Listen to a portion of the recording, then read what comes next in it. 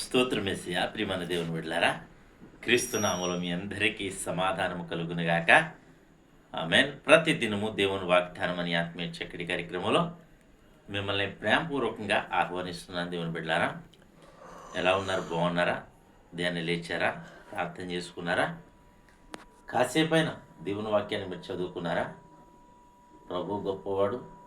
ఆయన వాక్యాన్ని చదువుకోవడం మనకు ఆశీర్వాదకరం, మేలు గనక ప్రతి ఒక్కరూ ప్రతి ఉదయాన్నే దేవుని సన్నిధిలో మీరు గడపాలి అని మీకు తెలియజేస్తూ, ప్రతి దినము దేవుని వాగ్దానం అని ఆత్మీయ చక్కటి కార్యక్రమంలో వాగ్దానం చదువుతున్నాను. ఆమోషు గ్రంథము 5వ అధ్యాయము 14వ వచనం. మీరు బ్రతుకున్నట్లు కీడు విడిచి మేలు వెతకుడి, అలాగు చేసిన ఎడల మీరు అనుకుని చొప్పున దేవుడును సైన్యములకు అధిపతి యెహోవా మీకు తోడై ఉండును. దేవునికి స్తోత్రం. చక్కటి వాగ్దానం ద్వారా ప్రభు మనతో మాట్లాడుతున్నాడు. కీడు అంటే మనం బ్రతకాలంటే దినం బ్రతికి జీవిస్తున్నామంటే ఆయన కృప. అయితే మనము ఇక్కడ లోకంలో కాదు, ఈ లోకంలో బ్రతకాలి, అలాగే నిత్య జీవంలో కూడా పరలోక రాజ్యంలో మనం బ్రతికి ఉండాలి. దేవుడు ఏమంటున్నాడంటే ఇక్కడ మీరు బ్రతుకున్నట్లు అంటే నిత్యము చావకుండానట్లు మనం బ్రతుకున్నట్లట. ఏమంటున్నాడంటే కీడు విడిచిపెట్టమంటాడు. కీడు విడిచిపెడితే మనం బ్రతుకుతామట. మరి ఆ నరకము నుండి తప్పించబడతాం.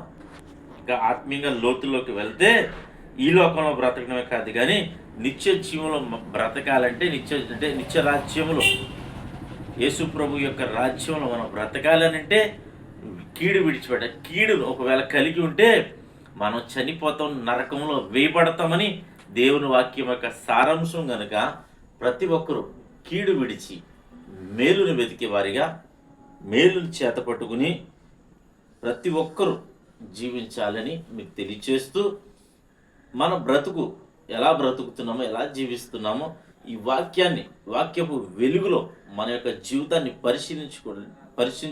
పరిశీలించుకున్నట్లయితే మరి దేవుని యొక్క విమర్శ దినమందు మనం విమర్శ చేయబడము, అలాగే మరి నిత్య రాజ్యంలో మనం బ్రతుకుతాం.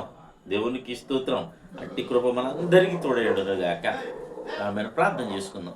స్తోత్రము తండ్రి, వందనాలు యేసయ్యా. ప్రతి దినము దేవుని వాగ్దానం అనే ఈ ఆత్మీయ కార్యక్రమంలో మీరు ఇస్తున్న వాగ్దానం, మీరు బ్రతుకున్నట్లు కీడు విడిచి మేలు వెతకమంటున్నారు ప్రభా.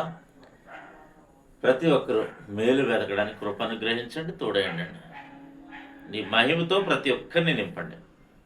అలాగే తండ్రి, లోకంలో నువ్వు బ్రతుకుచుండగా మమ్మల్ని బ్రతికించండి. కీడు విడిచి నేను మేలును అనుసరించి జీవించే భాగ్యాన్ని మాకు దయచేయండి.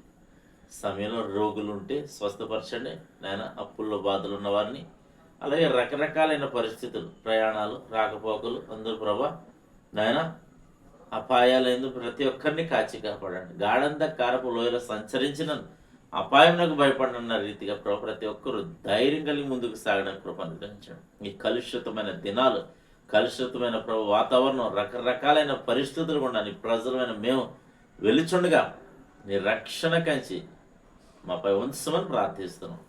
అలాగే నీ ప్రజలందరినీ కనికరించమని, మా గ్రామాన్ని, మా రాష్ట్ర, మా దేశాన్ని కాచి కాపాడమని, నాయకులు, అధికారులు, మంత్రులు, ప్రధానులు అందరినీ కూడా జ్ఞాపకం చేసుకోమని, ఆశా వర్కర్స్ ప్రభుత్వ తండ్రి, అలాగే తండ్రి పారిశుద్ధ్య కార్మికులు, ఉన్నతమైన అధికారుల వరకు నీ కాపుదల ప్రార్థిస్తూ, సంఘాలు, సేవకులు ప్రభుత్వ ప్రతి ఒక్కరిని జ్ఞాపకం చేసుకుని కనికరించమని, నీ ప్రేమను ప్రకటించే భాగ్యం వారందరికీ దయచేసి కాపుదల ఉంచమని, ఈ దినం ఎవరైతే మ్యారేజ్ డే బట్టి జరిగిన వీళ్ళందరికీ క్షేమాన్ని, సమాధాన సంవత్సరం అంతా నీ దగ్గర ఉంచి మీరే మహిమ పొందమని క్రీస్తు నామములో అడుగుతున్నాము తండ్రి.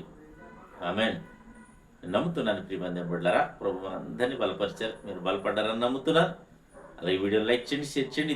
ఎవరైతే మ్యారేజ్ డే బట్టి జరుగుతుంది మీ అందరికీ క్రీస్తు నామములో శుభాలు తెలియచేస్తుంది. దేవుడు నిన్ను, నీ కుటుంబాన్ని బహుగా దీవించును గాక. ఆమేన్.